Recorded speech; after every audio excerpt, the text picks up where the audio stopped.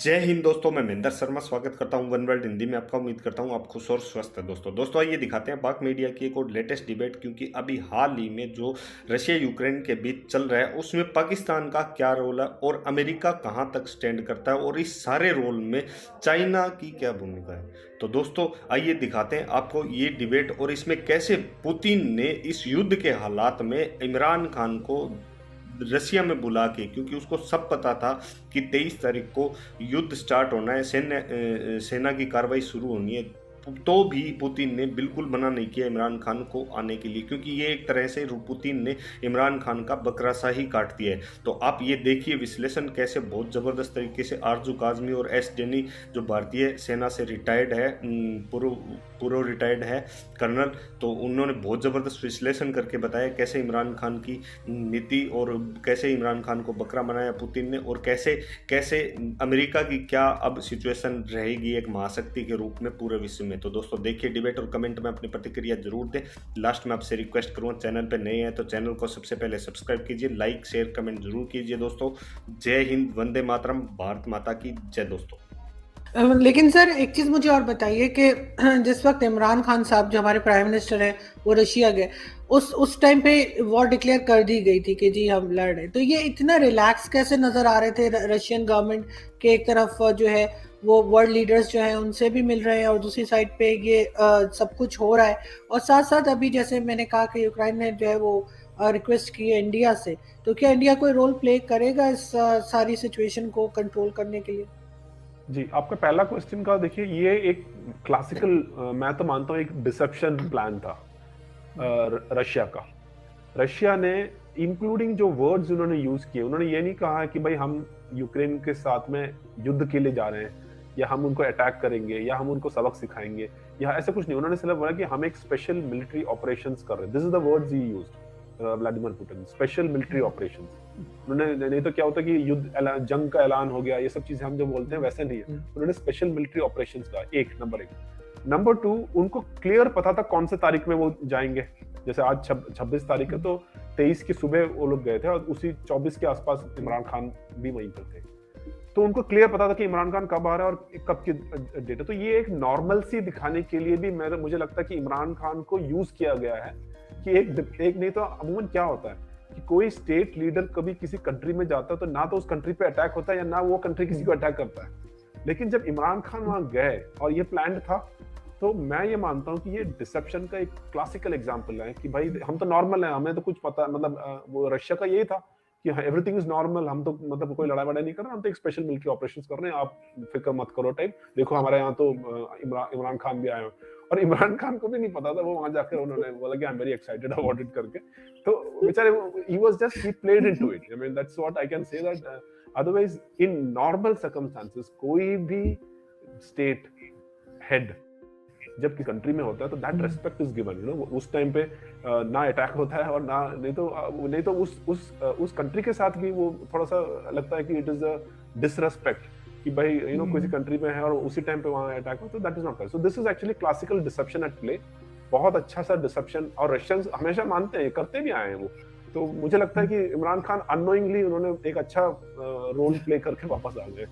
जहां तक आपका दूसरा सवाल है, इंडिया क्या रोल प्ले करेगा, अब यहाँ पे भी एक बहुत इंटरेस्टिंग सा चीज ये है कि आज की तारीख में नेटो और यूएस, नेटो मतलब इंक्लूडिंग यूएस और यूरोपियन यूनियन, सभी ने क्लियर कहा कि भाई हम रशिया से बात नहीं करेंगे। तो जब तक कोई बात नहीं करेगा तो ये जंग कैसे खत्म होगा? नंबर एक प्रॉब्लम। दूसरी चीज, इंडिया के प्राइम मिनिस्टर मोदी जी ने, उन्होंने व्लादिमीर पुतिन से बात किया है।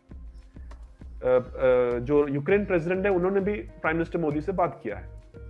अब दोनों ऐसा देश है जो भारत के साथ में बात कर रहे हैं। इसके अलावा एक कंट्री है चाइना, जो कि किसी से बात नहीं किया है, लेकिन मैं ये मानता हूं कि अगर ऐसा स्थिति है कि लड़ाई को बंद करने में एक कोई ना कोई एक लीड रोल प्ले करे कि भाई कम से कम बैठ तो सो, बात तो कर लो, तो उसमें भारत का एक रोल हो सकता है। क्योंकि भारत एक ऐसा देश है जहां पर नाटो और या यूएस का जो लेड एक वेस्ट का तरफ से भी एक है कि भाई you know India can take a neutral stand.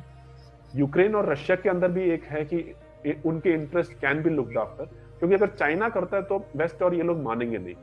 तो मेरे ख्याल से एक रोल जरूर इंडिया को प्ले कर सकते हैं, वो डिपेंड्स अपॉन किस तरह का डेवलपमेंट होगा, किस तरह से व्लादिमीर पुतिन की तरफ से किस तरह से वो ये जंग को बंद करने के जो जिस तरह से ऑब्जेक्टिव्स अगर हासिल कर लेते हैं या वो उनको लॉसेस अगर होते हैं कब होगा।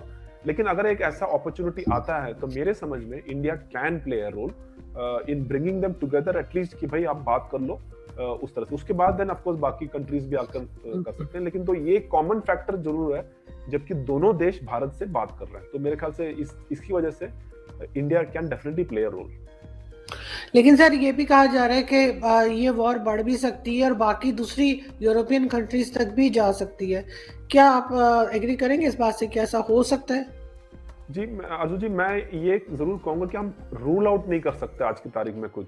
जैसे मैंने कहा कि किसी ने नहीं सोचा था कि रशिया इस तरह का एक अटैक करेगा वर्ल्ड वॉर 2 की तरह। जब वर्ल्ड वॉर 2 में जैसे होता था कि टैंक्स को रोल कर दिया सभी को, अब वो कीव की तरफ बढ़ रहे हैं। वहां पर आज का रशियन रिपोर्ट ये था कि उन्होंने 821 मिलिट्री टारगेट्स को टारगेट किया, मतलब मिलिट्री इंस्टॉलेशंस को टारगेट किया करके अब अभी तक रशिया ने टारगेट किया। तो ये सब चीजें वर्ल्ड वॉर 2 के बाद हमने कहीं सुना नहीं था। ऑफकोर्स अफगानिस्तान और उस एरिया में वो अलग लड़ाई थी, वो एक टेररिस्ट रिलेटेड। यहाँ पर एक क्लासिकल दो कंट्रीज के बीच में इस तरह का जो मूवमेंट और ये सब चीजें कभी नहीं था, और वो भी रशिया जैसे एक इतना पावरफुल कंट्री। तो जैसे मैं कह रहा था कि ये बहुत कंफ्यूजन ऑन ग्राउंड भी आ रहे हैं। वहां से जो रिपोर्ट्स आ रहे हैं, कोई कभी यूक्रेन बोलता है कि हमने कोई जहाज को मार दिया, कभी कोई बोलता है कि हमने किसी जापानीज जहाज को शिप को उड़ा दिया। तो ये सब रिपोर्ट्स आ रहे हैं। तो मेरा ये है कि अगर मान लो गलती से कोई मिसाइल यूक्रेन की जगह कोई और कंट्री की तरफ चला गया या किसी और न्यूट्रल कंट्री की तरफ, या कोई उस तरह का कैजुअलिटीज हो, चाहे वो सी में हो चाहे लैंड में हो, या कोई एयरक्राफ्ट के ऊपर चला गया, तो किस तरह से रिएक्शन होगा हम बता नहीं सकते। ये वॉर का हमेशा ये रहा है कि जब ट्रूप्स क्लोज प्रॉक्सिमिटी रहता है तो किस तरह से वो आगे बढ़ेगा कोई नहीं बता सकता। तो खतरा जरूर है कि इसको और भी आग लग सकती है बाहर की तरफ भी। बट एज ऑफ नाउ आज की तारीख में मुझे लगता है कि रशिया पूरी तरह से कोशिश यही करेगा कि यूक्रेन तक ही सीमित रखे। लेकिन बहुत सारे ऐसे फोर्सेस है, इंक्लूडिंग बहुत सारे ऐसे फोर्सेस होंगे जो कि चाहेंगे कि किसी तरह से इसको और बढ़ाया जाए ताकि रशिया को बैकफुट पे किया जाए। लेकिन सर साथ साथ एक चीज और भी लोग कह रहे हैं कि अमेरिका काफी कमजोर नजर आ रहा है सब सिचुएशन में। अमेरिका उतना स्ट्रांगली बिहेव नहीं कर रहा, कंट्रोल नहीं कर रहा, बात नहीं कर रहा। आपको लगता है कि अमेरिका थोड़ा वीक हो गया इस सारी सिचुएशन में रशिया को लेकर स्पेशली? मुझे लगता है कि अफगानिस्तान के जो विड्रॉल के बाद जो बाइडेन ने जिस तरह से विड्रॉल किया था अफगानिस्तान, तो उस टाइम पर भी उनकी बहुत आलोचना हुई थी। दुनिया भर के लोगों ने पूछा था ये क्या तरीका होता है, आप एक कंट्री में गए और वहां पर आपने लोगों को पूरा ट्रेनमेंट किया और एक दिन मतलब बिना कोई सोचे समझे विड्रॉल था वो। अब वो बात अलग है कि लोग बोल रहे हैं कि वो 10 साल से हम प्लानिंग कर रहे हैं, वो सब ठीक है, लेकिन जिस हालात में अफगानिस्तान को छोड़ा, आई डोंट थिंक वो एक रेस्पॉन्सिबल या एक वो ठीक तरीके से नहीं छोड़ा, ये सभी मानते हैं। तो उस तब से लेकर जो बाइडेन के ऊपर काफी प्रेशर था कि वो अपना जो इमेज है उसको ठीक करें। और साथ ही चाइना के साथ में इनका प्रॉब्लम इंडो पैसिफिक में बहुत टाइम से चल ही रहा है। तो जब ये रशिया का प्रॉब्लम और आया तो यूएस चाहते थे कि एक बार फिर अपना जो सुपर पावर वाली जो स्टेटस को एक रीइंस्टेट करने के लिए इसको एक मौका की तरह यूज करना चाहते थे वो। और जिसकी वजह से मुझे लगता है कि जो बाइडेन खास तौर पे बहुत टाइम से ये बोल रहा था कि रशिया अटैक करेगी 16 फरवरी को अटैक करने वाला है, इस तरह से कर, लेकिन कह तो रहे थे कि अटैक करेंगे, लेकिन उसके लिए रोकने के लिए क्या किया आपने कुछ नहीं किया। आप तो ये पुतिन से बात करने के लिए भी मना कर दिया। अगर आपको पता था कि वो अटैक करने वाले हैं तो क्यों नहीं आपने कम से कम अगर ये स्टेटमेंट देते, ओके फाइन, यूक्रेन को अभी हम नेटो में जो लेने की बात है वो अभी हम डिसाइड नहीं करेंगे, आगे सोचेंगे। अगर इतना भी स्टेटमेंट देते तो मेरे ख्याल से रशिया को एक वो मिल जाता, ठीक है somebody has taken note of it। लेकिन उन्होंने कुछ भी नहीं बोला ना। उन्होंने बोला कि भाई वो तो बोलते नहीं हम तो लेंगे यूक्रेन को, हमारे पास नेटो में आने का पूरा है। तो ये तो ओपन आप रशिया को इंस्टिगेट कर रहे हो। उसके बाद जब रशिया ने मोबिलाइज किया तब भी आपने कुछ नहीं किया, और पूरे टाइम आप यूक्रेन को ये बताते रहे कि हम आपके साथ में हैं। कल परसों आपने देखा होगा जो प्रेसिडेंट किस तरह से ओपनली बोल रहा था कि आज मैं अकेला हूं, मेरे साथ कोई लड़ाई करने वाला नहीं है। ये उन्होंने ओपन स्टेटमेंट है वो। तो अगर उनको कभी लगा होगा कि यूएस और जो बाकी जो नेटो कंट्रीज हैं वो साथ में होंगे, तो एक तरफ आपने बोला और दूसरी तरफ आपने उनका साथ नहीं दिया। तो ये चीज से मैं देखता हूँ सिस्टमैटिकली यूएस का लीडरशिप का एक फेलियर है, और ये आने वाले दिनों में उनके लिए एक बहुत बड़ा चैलेंज होगा, क्योंकि खासतौर पे चाइना जैसा देश है वो देख रहा है ये सब चीजें। तो ये जो कॉन्सिक्वेंशियल चेंजेस जिसको बोलते हैं, जिसकी वजह से जो चेंजेस आने वाले हैं वो इससे भी ज्यादा भयानक होगी।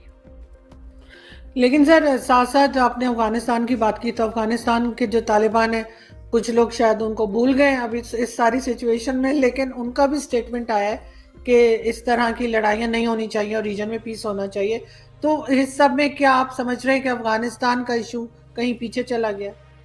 आपका बात ठीक है कि कहीं ना कहीं इस पूरे मसले में अफगानिस्तान का जो इशू था वो पीछे चला गया, कोई शक नहीं उसमें। और लेकिन उसमें मैं ये मानता हूँ कि दुख की बात ये है कि वहां पर जो अफगान के जो लोग हैं वो इस टाइम पे हाईलाइट होने वाले टाइम था उनका बहुत बड़ा बुरा हाल है वहां पर, बहुत ज्यादा प्रॉब्लम्स हैं, ह्यूमैनिटेरियन प्रॉब्लम्स हैं। और जब उनकी बात हाईलाइट होने वाला टाइम था तब ये पूरा क्राइसिस ने उनको हाईजैक कर लिया। और मेरे ख्याल से अब बहुत टाइम तक, जब तक कि अगर अफगानिस्तान में कुछ ज्यादा ही कुछ काम इतना ज्यादा मतलब कुछ ज्यादा हो उस तरह का कि पूरा ग्लोबल अटेंशन वहां मिले, नहीं तो तब तक मुझे लगता है कि फोकस अब रशिया और इन्हीं में रहेगा। और अनफॉर्चुनेट पार्ट ये है कि जो अफगान के जो लोग हैं उनको सुनने वाला या उनकी जो प्रॉब्लम्स पूरी दुनिया तक लेकर आने के लिए वो जो मौका है वो मेरे ख्याल से निकल गया है।